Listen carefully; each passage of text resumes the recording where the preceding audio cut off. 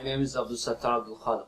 I'm from East Turkestan, Turpan City, Uzumchilik Mahallesi, Barkent, 4th group, number 33, and living in Turkey since 2018. Here I testify for my father, Abdul Khaliq Ablaq, who was illegally detained by Chinese government in the concentration camps and in prison.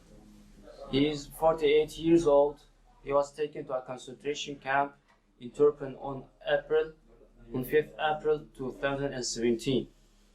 No, I don't know where he is, even don't know if he is alive. We miss him so much. السلام عليكم. أنا مباركة عبد الخالق. أنا من تركستان الشرقية، محافظة توفان، قرية عنب، بحي باغري، المجموعة الرابعة رقم 33. لقد جئنا إلى تركيا من مصر عام 2018 في شهر سبتمبر. ذهب أبي عبد الخالق أبلق إلى تركستان الشرقية لزيارة أسرته في 28 من شهر مارس 2017. في بداية شهر إبريل اعتقلته الحكومة الصينية بدون ذنب ووضعته في معسكرات الاعتقال الصينية.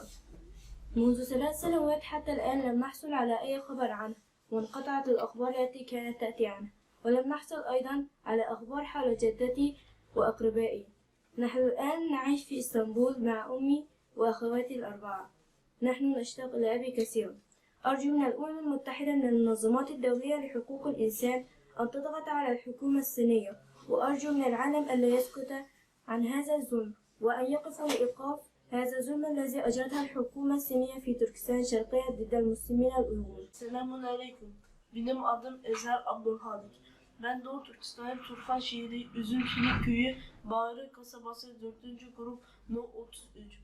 Biz 2018 Eylül'de Mısır'dan Türkiye'ye geldik. Babam Abdülhalik Abdülhak 2017 28 Mart'ta ailesini ziyaret etmek için Doğu Türkistan'a gitmişti. Nisan'ın başında Çin'in polisler tarafından hapise atıldı. Şimdi 3 yıldan beri hiçbir haberini alamadık. Annemin annesi ve akrabalarım ilgili hiçbir haber alamadık. Ben şimdi 4 kardeşim ve annemle birlikte İstanbul'da yaşıyoruz. Biz babamızı çok üzüyoruz. Türk devletinden biz Doğu Türkistanlı Müslümanların kaybettiğimiz ailemizle tekrar kavuşmamızı yardımcı olmasına rica ediyorum. Assalamu alaikum ve rahmatullahi ve berekat. Benim ismim Meryem Gül Abdullah. Mevletimizden Turpan şehri Üzümçilik Geza. Bağrı kenti 4. grupa 33. numaralık öyde yaşayman. Ben 2018 yılı Mısır'dan Türkiye'ye geldim.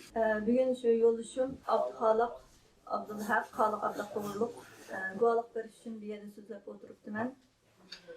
Yoldaşım Abdülhalik Abdülhak 2017 yılı 3. ayının 28 günü ailesini yoxlab geliş üçün Mısır'dan Turpan'a ketken. 4. ayınki başlarda Xitay saqçıları tərəfindən qolğa ilinib lagerga elib getildi.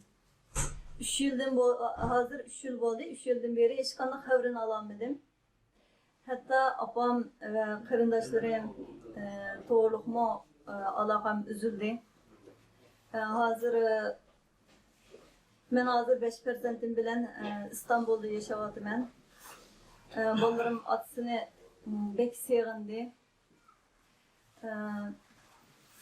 Yoluşum bir yıl 48 yaş geldi. Onun hiç qanday bir cinayeti yok.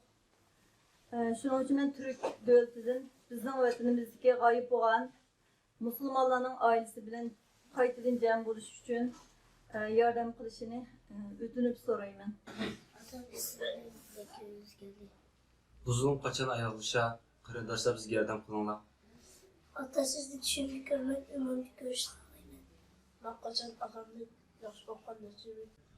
Biz seninle her gün izleyemez, siz kaçan gidersiniz.